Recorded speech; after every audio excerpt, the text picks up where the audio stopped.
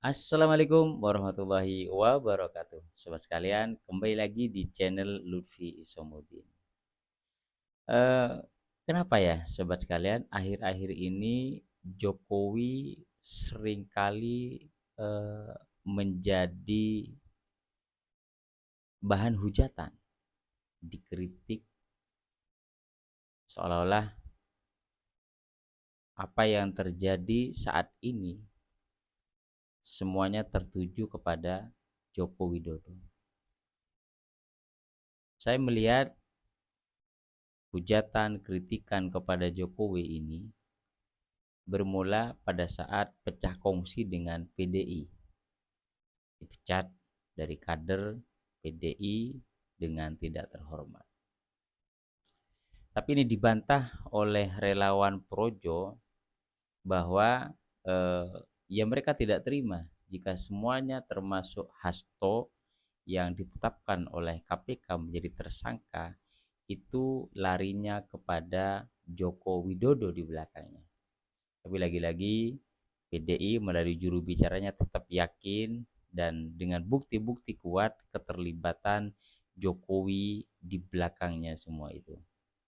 Mari kita simak sobat sekalian, seperti apa videonya. Ini kalau dari kami kan sebetulnya ya heran aja kami ini dari Projo ini selalu urusan apa-apa kemudian kaitannya ke Pak Jokowi. Ini yang susah susah untuk diterima oleh kami ataupun juga saya yakin sebagian besar rakyat Indonesia. Jadi seolah-olah apa yang terjadi yang bersinggungan dengan PDIP itu kemudian tertuduhnya jadi Pak Jokowi. Ini kan aneh gitu loh ya.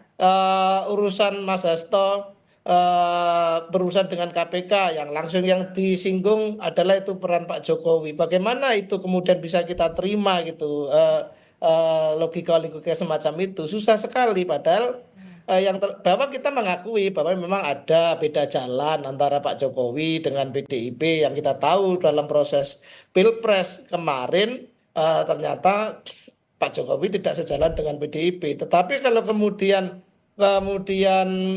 PDIP melakukan serangan-serangan yang cukup cukup masif itu selalu mengarah ke Pak Jokowi, apa-apa kemudian dikaitkan ini adalah penyebabnya Pak Jokowi.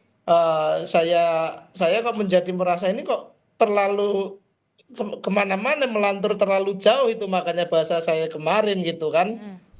Urusannya selalu ke Pak Jokowi dan saya yakin sebagai sebagai sebuah partai politik yang sudah cukup matang sudah, dan juga kita tahu semuanya PDIP ini menang pemilu berkali-kali. Saya yakin terlalu menyederhanakan persoalan ini dengan kemudian menuduh Pak Jokowi. Semua partai juga biasa saja kan, ada kader-kadernya yang punya kasus, itu kan juga menimpa semua partai. Tentu, dan kami kan juga memiliki sejumlah indikasi, petunjuk sampai bukti-bukti bahwa ini tetap ada hubungan antara kasus hukumnya Mas Hasto ini dengan persoalan-persoalan yang terkait dengan Pak Jokowi dan keluarganya. Saya sampaikan tadi dalam setahun belakangan ini ya, ketika PDI Perjuangan berpisah jalan dengan kekuasaan dengan Pak Jokowi, selalu ada upaya untuk memberikan istilah peringatan ataupun juga memberikan sampai intimidasi ya, atau disebut dengan pesan kepada Mas Hasto itu untuk tidak berbicara keras terkait Pak Jokowi dan keluarganya. Ini kan Mas Hasto kan punya bukti-bukti dan juga orang-orangnya masih ada, siapa saja dan sebagainya. Ya seperti kayak kasus penolakan 3 periode, Pak Jokowi itu mengingkari, tapi orang-orang dekatnya yang menyuarakan masih ada sampai sekarang dan masih dekat sampai sekarang. Kalau memang mereka salah harusnya kan ditegur, harusnya diberi sanksi, kan ternyata tidak. Jadi ataupun juga ucapan Pak Jokowi sendiri terkait dulu yang soal Mas Gibran yang mau jadi disebut jangan cawapres, tapi masalah umur, masalah jabatan ternyata tidak terbukti ya, alias ingkar ya terhadap ucapannya sendiri. Jadi kalau dari rekam jejak pernyataan-pernyataan Pak Jokowi itu sendiri itu nggak bisa dipercaya. Ya, sobat sekalian. Jadi inilah potret eh, situasi politik di negara kita, sobat sekalian. Eh, Tadi dilihat bahwa sebuah pernyataan Jokowi ambisi kekuasaan, nafsu politiknya tinggi sehingga bagaimanapun caranya agar bisa meloloskan Gibran sebagai wapres. Itu juga muncul isu memaksakan bahwa menantunya menjadi gubernur. Saya pikir ini sah-sah saja sobat sekalian. Mau ditaruh sebagai calon gubernur, calon presiden, padahal yang mengusung ini kan pimpinan partai. Berbeda dengan kasus Harun Masiku di mana yang seharusnya secara konstitusi aturan KPU tidak bisa melompati suara terbanyak di atasnya untuk menjadi caleg terpilih. Tapi lagi-lagi ini dibantah oleh PDI bahwa partai PDIP memiliki mekanisme sendiri. Repot ini sebetulnya. Saya teringat kata-kata dari salah satu kader PDIP yang getol, gigih dan cukup sangar ya ketika menjadi anggota DPR. Tapi saat ini sudah tidak terpilih sobat sekalian. Arteria Dahlan. Masih ingat sobat sekalian? Jadi Arteria Dahlan ini menyampaikan ketika diwawancari oleh salah satu media bahwa ternyata sudah biasa dilakukan di partai PDI ini sobat sekalian.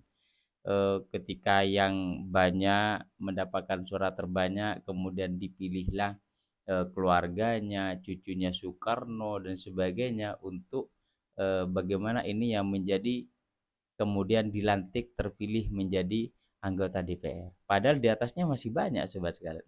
Mari kita ingat, mari kita simak ini sobat sekalian. Hal yang biasa. Hal yang biasa. Kita kan punya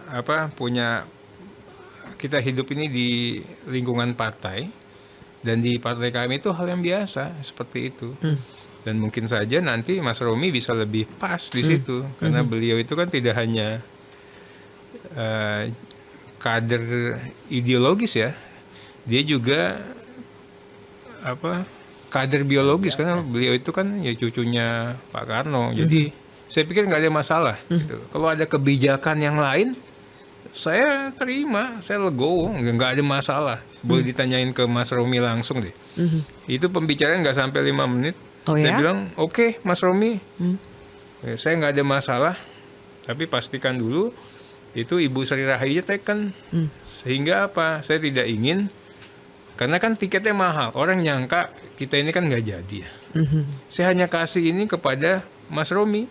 Kenapa? Karena dia bagian dari keluarga besar Bung Karno. Kalau nggak Mas Romi saya nggak kasih. Gitu loh. Wong Mas Romi itu cucunya proklamator, ya. Dia minta jadi anggota DPR, ya dalam tanda kutip nih ya. Itu dia minta pekerjaan loh. Bukan saya minta jadi orang kaya, saya minta jadi konglo, saya minta jadi apa, itu kita boleh bahas. Dia minta boleh nggak dia berkontribut untuk bekerja di kedewanan yang menjalankan fungsi-fungsi ke-DPR-an. Saya pikir nggak masalah. Sekaligus juga orang biar tahu siapa saya. Kan kekuasaan nggak ada apa-apanya kok. Ya, saya ini lahir dari ayah ibu saya ini guru. Oh, ternyata Arteria ini seorang anak dari seorang guru ya sobat sekalian, pendidik. Ini saya malah teringat ini. Mohon maaf ya sobat sekalian. Ada satu video yang ingin saya coba kembali tampilkan. Ini sudah video lama ya. Ketika Arteria Dahlan mendebat berdiskusi dengan Prof. Salim, sudah sepuh beliau waktu itu sobat sekalian, yang banyak netizen mengatakan tidak beretika. Nah, padahal ini putranya seorang guru ya sobat sekalian ya. Mari kita simak seperti apa sobat sekalian. Seperti ya bagaimana? Saya nih wakil rakyat, ya dipilih pasti lewat survei Pak. Yang kita survei juga Anda survei sendiri? juga. Enggak, kita nyewa lembaga survei. Oh, nyewa. Tapi kita paham. Oh, Enggak, nyewa kita juga. Mbak Nana gini ya. Jadi bukan Anda sendiri. Tapi kita paham kan pertanyaannya Anda Oh paham iya, kan? DPR paham segala Ya bukan hal. Anda aja Kita yang tahu paham. DPR paham segala hal. Jadi yang menjadi soal Bung adalah ya ada credibility gap. Bung bilang saya dipilih. Yang menjadi persoalan itu apa cara memilih itu bebas dari korupsi. Iyalah. Ada buku, Bung. Jangan, enggak, Prof nanya saya terpilih bebas Sudah. korupsi atau tidak. Saya yakin. Ada laporan demokrasi Jangan for sale. digeneralisir. Tunggu Anda dulu. bisa jadi menteri karena proses politik di DPR, Pak. Jangan salah. Tunggu dulu. Sekarang Demokrasi Anda for menilai DPR sale. Bentar, kita seperti dengarkan. itu. Kasih contoh, Pak, ke yang generasi muda kita, Pak. Oke. Bernegara dengan baik, Kita dengarkan. beradab dengan baik, Oke. beretika dengan baik. Anggota DPR juga memberi contoh ke rakyat dengan mendengarkan Kasih. secara baik. Silakan. Supporternya supporter apa ini? Yang menjadi persoalan adalah bahwa dalam demokrasi kita ada laporan, bahwa ada buku namanya Tapi jangan Demo. digeneralisir. Sebentar.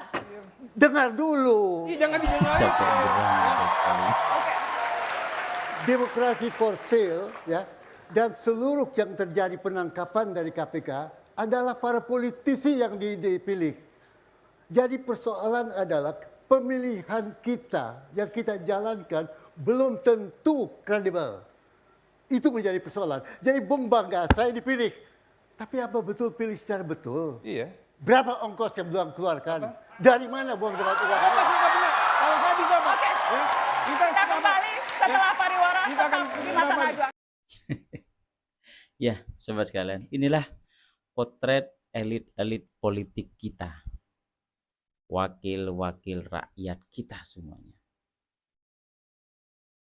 Isu terkait dengan kembali Harun Masiku yang saat ini masih DPO, sobat sekalian, sehingga melibatkan Hasto Kristianto tersangkakan oleh KPK karena diduga terlibat bagaimana ikut serta mensuksesi dengan cara menyuap Harun Masiku agar bisa dilantik menjadi anggota DPR. Dari Arter Dahlan terungkap bahwa hal ini sudah terbiasa terjadi di partai PDI Perjuangan. Atau mungkin sudah terbiasa juga di partai-partai lain, sobat sekalian. Lantas pertanyaannya, apa jerih payah yang dilakukan oleh para caleg yang sudah berjuang untuk mendapatkan suara terbanyak, tetapi pada akhirnya ia tidak terpilih. Ia tidak dilantik menjadi anggota DPR sebagai wakil rakyat. Secara tidak langsung, demokrasi tidak berjalan.